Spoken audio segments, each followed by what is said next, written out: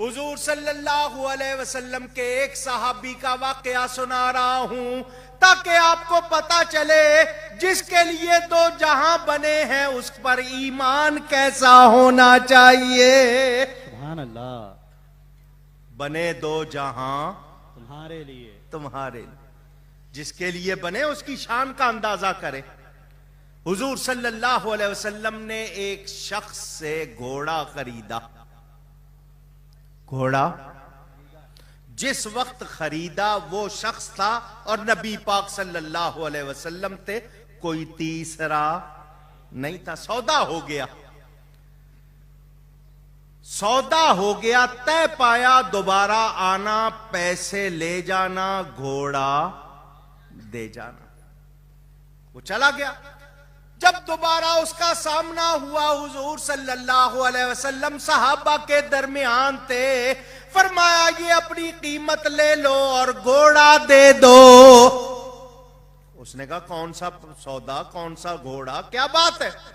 फरमाया हमारा तुम्हारा सौदा हुआ था, तुमने घोड़ा बेचा था, हमने खरीदा था, तय हुआ था कि पैसे ले जाना, घोड़ा दे जाना। उसने कहा कौन सा सौदा? सहाबा को गुस्सा आ गया। सहाबा को ऊंची गई है। मैं आपकी तवज्जो दिलाना चाहता हूं। जब उसने कहा ना कौन सा सौदा, तो सहाबा को गुस्सा आ गया कि तू क्या कहना चाहता है कि नबी सही नहीं कह रहे? तो नबी की तरफ झूठ की निस्बत करना चाह रहा है जब वो कह रहे सौदा हुआ। उसने कहा तुम लोग बीच में मत बोलो, मेरी इनकी बात। मगर सहाबा ने गुस्सा करके बता दिया जो नबी की तरफ झूठ की निस्बत करे या गलत निस्बत करे मुसलमान बर्दाश्त कर सकता नहीं है, ऊंची नहीं है। तो जो नबी के बारे में हल्की बात करे मुसलमान बर्दाश्त करेगा? पूछ रहा हूं, करेगा? तो जो हल्की बात करे या हल्की बात करने वाले को पसंद करे उसके पीछे नमाज हो सकती है? नहीं। उसकी अपनी नहीं होगी, उसके पीछे किसी की कब होगी? लोग कहते हैं एक दूसरे के पीछे नमाज नहीं पढ़ते। मसला समझो, जो नबी की इज्जत नहीं करता वो हमारा इमाम हो सकता नहीं है। हुजूर ने फरमाया सौदा हुआ था, अब तू अगर नहीं देना चाहता तो मना कर दे। ये कह दे जी मेरा इरादा बदल गया, मगर सौदा तो हुआ था। उसने कहा जी आप जो शरीयत लेकर आए हैं उसमें कानून है हर मामले का कोई ना कोई गवाह होता है। अगर मेरा आपका सौदा हुआ है तो गवाह पेश कर दीजिए। आज का जमाना तो था नहीं कि सच्ची गवाही देनी नहीं, झूठी के लिए सब तैयार। हमारे यहां तो यही होता है।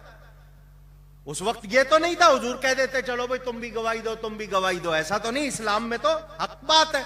गवाह उसको कहते हैं जिसने मौजूद होकर देखा सुना हो। गवाह कोई था नहीं जब सौदा हुआ, तो गवाह किसको पेश करें? हुजूर सल्लल्लाहु अलैहि वसल्लम के एक सहाबी हजरत खुजैमा तशरीफ ले आए। हुजूर क्या बात है? फरमाया इसने घोड़ा बेचा था, मैंने खरीदा था, तय हुआ था ये आएगा, पैसे ले जाएगा, घोड़ा दे जाएगा। अब ये कहता है अगर सौदा हुआ था गवाह पेश करो।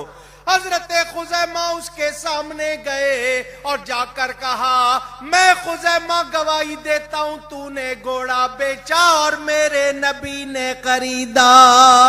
सुभान अल्लाह। मैं गवाही देता हूं। हुजूर सल्लल्लाहु अलैहि वसल्लम मुस्कुराए, मेरे नबी मुस्कुराए। फरमाया खुजैमा तूने सौदा होते हुए देखा नहीं था और गवाही दी? तो हजरत खुजैमा आगे से ये नहीं कहते दे दी, मेरी मर्जी, क्या कर लेगा ये? नहीं। जवाब सुनो, नबी पर ईमान कैसा होना चाहिए। हजरत खुजैमा कहते हैं हुजूर मैंने खुदा को भी नहीं देखा, आपसे सुनकर गवाही देता हूं। सुभान अल्लाह। मैंने खुदा को भी नहीं देखा, जब बिन देखे खुदा को आपसे सुनकर मानता हूं, तो हुजूर बिन देखे सौदे की आपसे सुनकर गवाही ना दूं?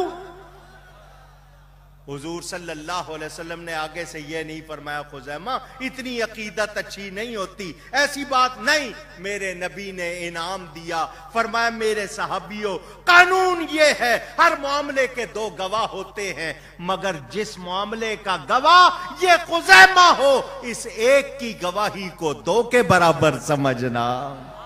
कुरान कहता है वाशहिदू ज़वई अदल मिनकुम, नबी एक को दो के बराबर कर रहे, इख्तियार है या नहीं?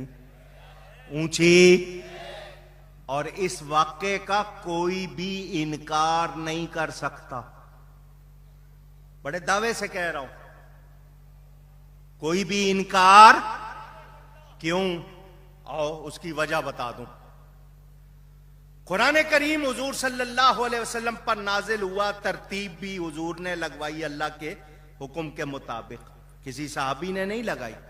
मगर जब कुरान को किताबी शक्ल में लिखा गया, क्योंकि पत्तों पर, कपड़ों पर, चमड़ों पर, लकड़ी पर लिखा हुआ था, तो जब किताबी शक्ल में लिखा गया तो तय पाया हर आयत दो आदमियों से सुनी जाएगी, हर आयत ऊंची।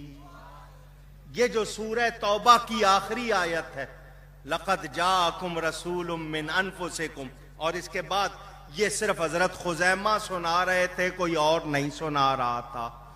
वहां मसला था कि दो से सुन के लिखना है, तो हजरत खुजैमा ने कहा भूल गए हो, मेरे नबी ने पहले कह दिया था जिस मामले का गवाह खुजैमा हो, इस एक की गवाही को दो के बराबर समझना। सुभान अल्लाह। मेरे नबी की नजर कहां तक थी, देख रहे थे। हुजूर ने इनाम दिया, पता चला ईमान कैसा होना चाहिए कि नबी के मुंह से जो निकलता है वो रब का कानून बन जाता। सुभान अल्लाह।